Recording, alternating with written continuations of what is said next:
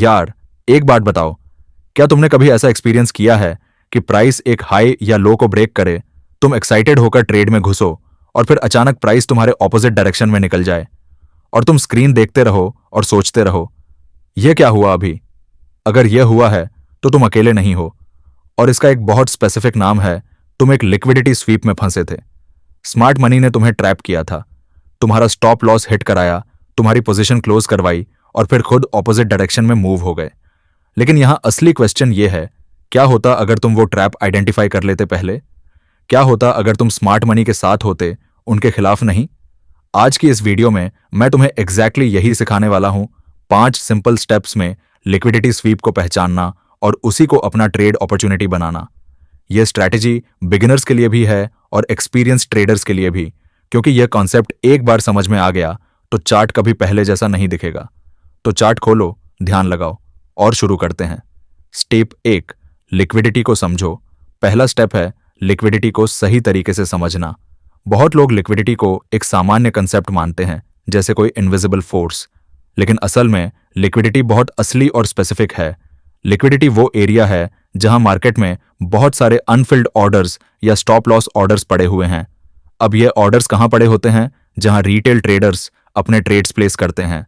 और retail traders सबसे ज्यादा ऑर्डर्स कहां लगाते हैं? स्विंग हाइज के ऊपर और स्विंग लॉज के नीचे। क्यों? क्योंकि यही तो सिखाया जाता है, हाई के ऊपर बाय स्टॉप लगाओ, लो के नीचे सेल स्टॉप। और जब ये ऑर्डर्स बहुत बड़ी क्वांटिटी में एक ही लेवल पर होते हैं तो स्मार्ट मनी उन्हें यूज करती है अपनी लार्ज पोजीशंस को फिल करने के लिए। स्क्रीन पर देखो, ये जो स्विंग हाई है, यहां हजारों रिटेल ट्रेडर्स के बाय स्टॉप ऑन ऑर्डर्स हैं और ये जो स्विंग लो है, यहां सेल स्टॉप ऑन ऑर्डर्स। यही है एक्सटर्नल रेंज लिक्विडिटी, मार्केट के बाहर यानी हाइज और लोस पर मौजूद लिक्विडिटी। अब इंटरनल रेंज लिक्विडिटी क्या है? ये होती है चार्ट के अंदर फेयर वैल्यू गैप्स में। ये देखो, यहां प्राइस इतनी तेज मूव हुई कि इन दो कैंडल्स के बीच एक गैप बन गया। इसे फेयर वैल्यू गैप कहते हैं। ये एरिया मार्केट के लिए अनफेयर प्राइस है और मार्केट का नेचुरल टेंडेंसी होता है कि वो इस इम्बैलेंस को फिल करे।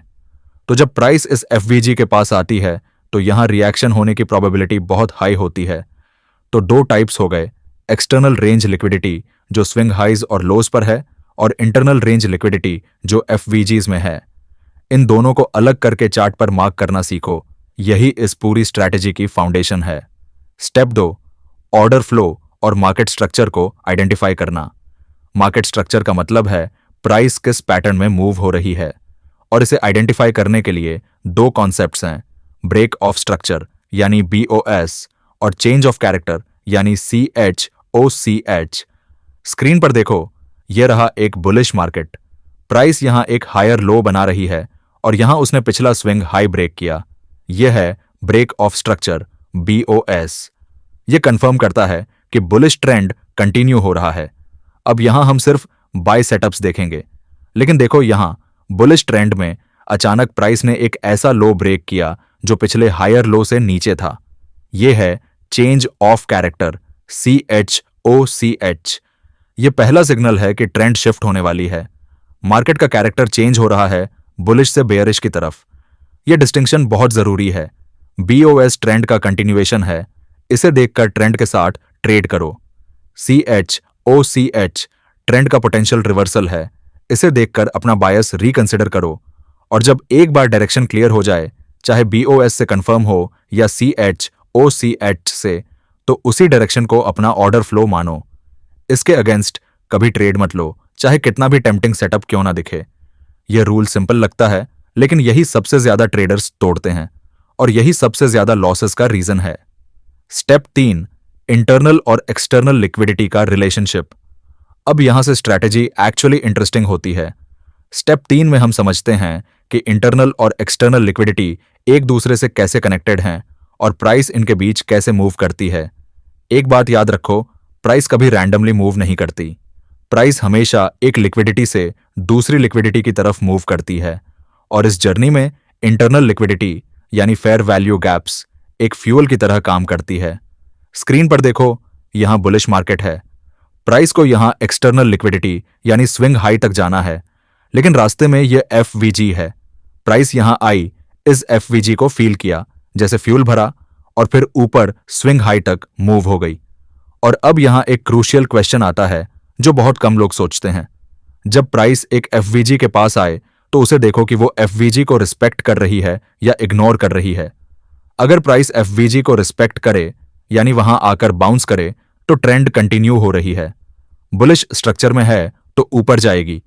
लेकिन अगर प्राइस एफवीजी को इग्नोर करे यानी उसे बिना किसी रिएक्शन के थ्रू करके निकल जाए तो यह एक स्ट्रॉन्ग सिग्नल है कि ट्रेंड वीकनेस में है और रिवर्सल पॉसिबल है। Step 4, liquidity run versus liquidity SVEEP. यह स्टेप सबसे इंपॉर्टेंट है और यही वो पॉइंट है जहां ज्यादातर ट्रेडर्स कंफ्यूज होते हैं। जब प्राइस एक स्विंग हाई या लो को ब्रेक करती है तो दो पॉसिबिलिटीज होती हैं, या तो यह लिक्विडिटी रन है या यह लिक्विडिटी स्वीप है, और इन दोनों में फर्क करना सीखना ही इस स्ट्रैटेजी का कोर स्किल है। पहले बात करते हैं लिक्विडिटी रन की। स्क्रीन पर देखो, यहां बुलिश मार्केट है, प्राइस ने एक स्विंग हाई को ब्रेक किया और यहां देखो ब्रेकआउट के साथ या उसके ठीक बाद एक फेयर वैल्यू गैप बन गया। ये एफवीजी इस बात का प्रूफ है कि मूव में मोमेंटम था, स्मार्ट मनी एक्टिवली इस डायरेक्शन में पुश कर रही थी। यह है लिक्विडिटी रन यानी ट्रेंड कंटिन्यूएशन। यहां स्ट्रैटेजी यह है कि प्राइस जब इस एफवीजी को फील करने के लिए वापस आए तो वहां बाय एंट्री लो और ट्रेंड के साथ चलो। अब बात करते हैं लिक्विडिटी स्वीप की। यहां एक अलग सिनेरियो है, प्राइस ने एक स्विंग हाई को ब्रेक किया लेकिन देखो कोई एफवीजी नहीं बना, प्राइस गई, हाई को टच किया और फिर शार्पली रिवर्स हो गई। यह है लिक्विडिटी स्वीप, एक फेक ब्रेकआउट। यहां क्या हुआ, स्मार्ट मनी ने रिटेल ट्रेडर्स के बाय स्टॉप ऑर्डर्स को ट्रिगर करवाया जो हाई के ऊपर थे। वो ऑर्डर्स फिल हुए, स्मार्ट मनी ने उन्हें अपनी सेल पोजीशन के लिए यूज किया और फिर प्राइस नीचे मूव हो गई। तो रूल सिंपल है, ब्रेकआउट के साथ एफवीजी बना, यह लिक्विडिटी रन है, ट्रेंड कंटिन्यू करेगा। ब्रेकआउट के साथ कोई एफवीजी नहीं बना, प्राइस शार्पली रिवर्स हुई, यह लिक्विडिटी स्वीप है, रिवर्सल ट्रेड सेटअप है। और स्वीप के बाद एंट्री कहां लेनी है, प्राइस जब स्वीप करके रिवर्स हो तो वो एक छोटा सा एफवीजी जरूर बनाती है उस स्वीप के एरिया में, वही तुम्हारा एंट्री जोन है। स्क्रीन पर देखो, यह एग्जाम्पल, स्वीप हुआ, यहां रिवर्स हुई और यह छोटा एफवीजी बना। प्राइस जब इस एफवीजी को फील करने आई, यहां सेल एंट्री थी और यहां था टारगेट, पिछला स्विंग लो। यह है liquidity SVEEP trade. Step 5, top down analysis plus silver bullet entry. Top down analysis का मतलब है ऑलवेज हायर टाइम फ्रेम से शुरू करो, फिर लोअर टाइम फ्रेम पर एंट्री ढूंढो।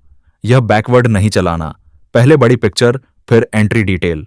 और इसका प्रैक्टिकल फ्लो यह है, पहले 15 मिनट चार्ट खोलो, यहां मार्केट स्ट्रक्चर देखो, बीओएस और सीएच से डायरेक्शन आइडेंटिफाई करो, फिर एक्सटर्नल लिक्विडिटी मार्क करो, स्विंग हाइज और लोज, इंटरनल लिक्विडिटी मार्क करो, फेयर वैल्यू गैप्स, और यह भी नोट करो कि क्या कोई रीसेंट लिक्विडिटी स्वीप हुआ है। यह सब 15 मिनट पर एनालिसिस कंप्लीट करो। अब 1 मिनट चार्ट पर आओ, यहां हम सिल्वर बुलेट सेटअप देखते हैं जो आईसीटी का एक हाई प्रोबेबिलिटी एंट्री कॉन्सेप्ट है। सिल्वर बुलेट का आइडिया यह है कि मार्केट में कुछ स्पेसिफिक टाइम विंडोज होती हैं जहां स्मार्ट मनी बहुत एक्टिवली मूव करती है। इन विंडोज में जो एफवीजी बनती है उसे सिल्वर बुलेट एफवीजी कहते हैं और यह बहुत हाई प्रोबेबिलिटी एंट्री देती है। स्क्रीन पर देखो, यहां 15 मिनट पर हमने आइडेंटिफाई किया कि मार्केट बुलिश है, एक्सटर्नल लिक्विडिटी ऊपर है और यहां एक लिक्विडिटी स्वीप हुआ था जो बेरिश स्वीप था, मतलब एक लो स्वीप हुआ और प्राइस रिवर्स हो गई। यह बुलिश सेटअप का इंडिकेशन है। अब 1 मिनट पर आए, यहां स्वीप के बाद प्राइस ने एक एफवीजी बनाया, प्राइस वापस इस एफवीजी पर आई और यहां था silver bullet entry, stop loss उस एफवीजी के लो के नीचे, टारगेट 15 मिनट का स्विंग हाई जहां एक्सटर्नल लिक्विडिटी थी। यह combination 15 minute context, liquidity SVEEP identification और 1 मिनट एफवीजी एंट्री, यही है कंप्लीट टॉप डाउन सेटअप। और एक बात, इस सेटअप में रिस्क टू रिवॉर्ड ऑटोमेटिक तौर पर बहुत फेवरेबल होता है क्योंकि स्टॉप लॉस टाइट होता है स्वीप के लो पर और टारगेट बड़ा होता है एक्सटर्नल लिक्विडिटी तक। तो यह थी पूरी लिक्विडिटी स्वीप स्ट्रैटेजी 5 स्टेप्स में। स्टेप 1 में लिक्विडिटी को 2 पार्ट्स में समझा, एक्सटर्नल रेंज लिक्विडिटी जो स्विंग हाइज और लोस पर है और इंटरनल रेंज लिक्विडिटी जो फेयर वैल्यू गैप्स में है। स्टेप 2 में मार्केट स्ट्रक्चर को बीओएस और चौचत से आइडेंटिफाई किया और सीखा कि ऑर्डर फ्लो के अगेंस्ट कभी ट्रेड नहीं लेनी। स्टेप 3 में देखा कि एफवीजी फ्यूल की तरह काम करता है एक्सटर्नल लिक्विडिटी तक पहुंचने के लिए, और एफवीजी को रिस्पेक्ट किया जा रहा है या इग्नोर, ये ट्रेंड की हेल्थ बताता है। स्टेप 4 में सबसे इंपॉर्टेंट डिस्टिंक्शन क्लियर हुआ, लिक्विडिटी रन और लिक्विडिटी स्वीप का फर्क। एफवीजी बना रन है, एफवीजी नहीं बना शार्प रिवर्स स्वीप है। और स्टेप 5 में टॉप डाउन एनालिसिस से पूरी स्ट्रेटेजी को एक क्लीन फ्रेमवर्क में रखा। 15 मिनट का कॉन्टेक्स्ट, 1 मिनट का एंट्री, सिल्वर बुलेट एफवीजी। अगर यह वीडियो हेल्पफुल लगी तो लाइक जरूर दो, इससे मुझे पता चलता है कि ऐसा कंटेंट और बनाऊं। चैनल सब्सक्राइब करो अगर अभी तक नहीं किया। स्टॉक मेंथॉल पर हम ट्रेडिंग को सीरियसली और सिंपली सिखाते हैं, बिना कंफ्यूजन के। मिलते हैं अगली वीडियो में।